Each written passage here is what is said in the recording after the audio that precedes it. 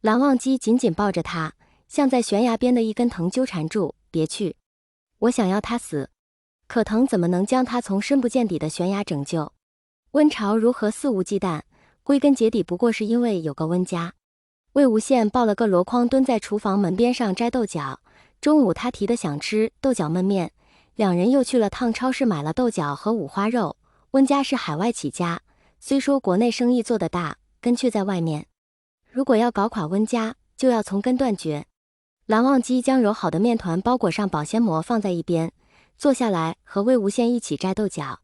怎么弄这么多豆角？晚上可以炒菜。哦，我想吃干煸的。魏无羡摸出几个小米辣放在边上。好。蓝忘机问，为何不让我帮你？魏无羡走得突然，却不是毫无预感。那段时间他们多有争执，次次不欢而散，明明在同一个屋檐下，同一张床榻上，却形同陌路。直到离开的那天也是静悄悄，蓝忘机回家后在静谧的屋内坐了半天，才真的相信魏无羡已经离开了。一根长豆角被魏无羡掐得乱七八糟，房间安静了很久，他才开口，蓝忘机，我不能再赌上你的一生了。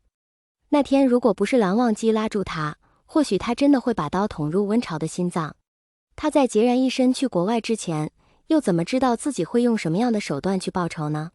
他用了10年的时间，才终于将温家连根拔起，难道要让蓝忘机也陪他一起度过这漫长没有尽头的10年吗？你要做的已经做完了吗？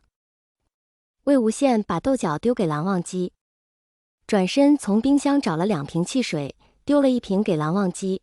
面带轻松，温家倒台，他们家树大根深，但内里污朽不堪。我只需要把真实展露出来，他们就分崩离析了。没有温家庇佑，温潮又算什么呢？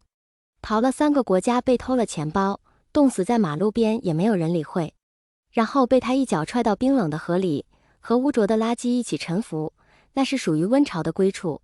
魏无羡很是感慨一番温潮作恶多端一辈子，终了倒是做了一件好事，死得主动，死得其所，不必他费心劳神脏了手。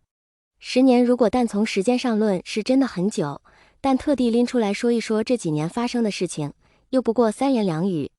即便是魏无羡在往事删删改改的描述下，用了1个上午的时间也就把事情说完了。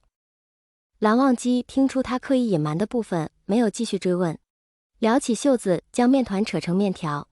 魏无羡紧跟着掀开锅盖，豆角和肉已经炖得烂熟，咕噜噜冒着泡，盛出的汤汁浓香四溢。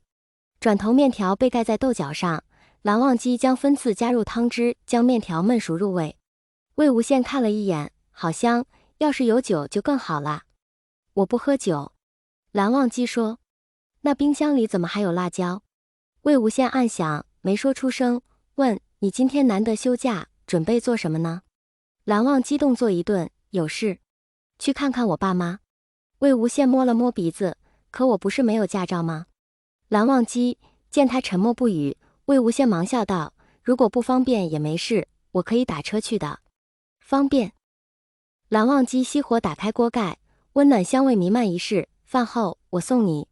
其实不是不能打车去。在蓝忘机家醒来的第2天，魏无羡被自己关在门外时，就想过去见一见阔别10年的爸妈，最后还是没有动身。总归觉得缺一人才圆满。魏无羡抱着花，蓝忘机拎着酒，两人一前一后爬上山。魏长泽和藏色葬在一起，亲亲密密挨着，前面还摆着几束花。有人来过？魏无羡蹲下来摸了摸，还在猜想是不是江伯父他们来看过，但搬开花，看到藏色墓前放着的2瓶酒，扭头去看蓝忘机，你送的。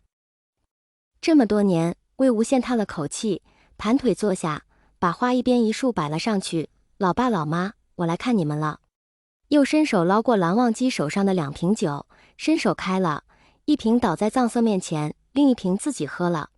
蓝忘机，我回国之前在想，有很多话想和你们说，温家垮了，温若寒进监狱，温潮横死街头，魏无羡拿走魏长泽墓碑上粘着的草屑，但我知道你们不想听这些。这些年我过得很好，每天吃好睡好，除了不能来看你们，我过得很开心。收拾好离开墓园，天色还早，下午天气凉爽，清风徐徐吹起魏无羡的头发。蓝忘机看他随意拨弄自己微长的发梢，问道：“真的好吗？”晚上照旧还是分床睡，魏无羡这次把房门开大了一点，打算晚上无聊时看客厅睡觉的蓝忘机解闷。蓝忘机后洗澡，窸窸窣窣的声音还是停在门口。魏无羡正装睡等蓝忘机离开，但这次蓝忘机径直推开房门。“你没睡？”他说。魏无羡还想继续装，只听见啪的一声，刺眼灯光照得室内无所遁形。